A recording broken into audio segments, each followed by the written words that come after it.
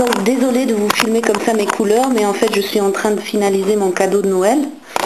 Et si vous permettez, en même temps, je vous parle.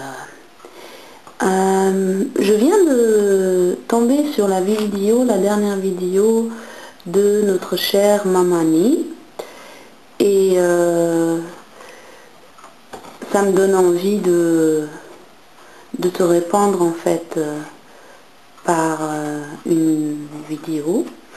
Parce que le fameux sujet de la grande mosquée me préoccupe depuis en fait pratiquement un an, depuis que les architectes allemands ont gagné le concours pour la construction de cette mosquée. Et j'ai beaucoup aimé ta vidéo, Mamani, mais je pense que tu as oublié quelques trucs. Je comprends ta façon de réagir parce qu'elle est très naturelle et humaine. Mais juste pour te rappeler un fait, là j'ironise bien sûr, il n'y a pas de crise économique en Algérie, tu vois. Même si tu vois que les prix d'alimentation augmentent et que voilà, tu peux pratiquement plus rien acheter parce que des trucs banals comme la semoule, les œufs, je sais pas moi, le sucre augmentent de pourcentage hallucinant. Puisque tu es citoyenne algérienne, donc sois consciente du fait qu'il n'y a pas de crise économique en Algérie parce que c'est très simple à comprendre puisque la crise économique est mondiale et l'Algérie ne se trouve pas sur Terre, elle se trouve sur le Mars, nous sommes des Martiens, donc on n'est pas touché par cette crise. Et puis en même temps, tu mentionnes le grand projet de l'autoroute, ce qui est bien, parce que tu as raison, ce sont les deux grands projets en ce moment. Toutefois, il me semble dangereux d'oublier le plus grand projet, en fait, ce qui est le projet de la construction d'hôpitaux, de la modernisation des écoles publiques, de l'amélioration de la situation de sécurité pour le citoyen en général. Enfin, toutes ces choses-là, pour moi, semblent des projets majeurs que l'État devrait commencer à faire. Et ce qui concerne la grande mosquée, en fait, pour moi, c'est un petit peu... on dirait que Boutef, il essaye de jouer à Mitterrand, tu vois. Mitterrand, il a quitté la France en lui donnant plein de choses et en laissant en héritage justement des grands bâtiments, des monuments. Et il me semble que Boutef, il a compris que son rôle, historiquement, son rôle n'a aucune importance parce que voilà, il est quelqu'un de placé là où il est. Et peu importe ce que lui il aimerait bien faire, il dépend toujours des gens qui sont plus puissants que lui, on va dire.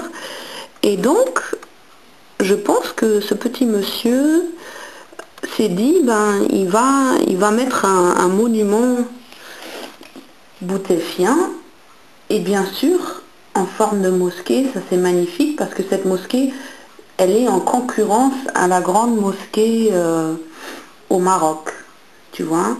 Et en fait, c'était ça le but. Quand les Allemands ont gagné le concours, leur devoir était de réussir, de faire quelque chose de plus majestueux et plus grand et énorme que la grande mosquée qui se trouve au Maroc. Donc, mission accomplie. Quand on va sur le site de ces architectes, je t'invite à le faire. Il s'appelle Krebs, Kiefer und Partner, mais en tout cas, si tu as les articles, tu as sûrement le nom des architectes. Et donc sur leur site, tu trouves justement un espèce de panorama vision du projet de la grande mosquée. Et l'architecture est vraiment gigantesque et il faut avouer que ce sont des architectes qui mondialement ont déjà construit des choses hallucinantes et belles. Voilà. Mais ça ne change pas mon opinion perso, c'est que je trouve que l'Algérie a assez de mosquées et je pense que toutes les mosquées qui existent déjà méritent peut-être d'être rénovées dans des régions différentes, mais dans l'ensemble, je pense qu'il n'est pas temps d'investir dans les mosquées. Il est temps d'investir dans la science. L'Algérie ne produit rien du tout. Quand je voyage dans le pays et que je vois les champs non travaillés et que je suis consciente que, par exemple, tout ce qui est l'agriculture écologique en Europe est en train de vivre un énorme boom. Donc, si tu es malin, ben, tu te lances dans les légumes et dans les fruits. Et tout ça, ça n'existe pas en Algérie. Donc, pour moi, il y a plein de choses d'abord et après les mosquées. Et l'autre petit détail de cette grande mosquée, c'est tous les habitants qui ont été délocalisés pour avoir l'espace là-bas. Pour tous ceux qui suivent un petit peu la presse algérienne, le gouvernement essaye de promettre depuis, je sais pas, je pense que depuis 2 ou 3 ans, ils sont en train de promettre des logements construits. Je pense que la semaine dernière, j'ai lu que prochain projet de logement, les 2 millions de logements vont être livrés en fin 2009. Et c'est une chose que j'ai lue déjà l'année passée concernant 2008.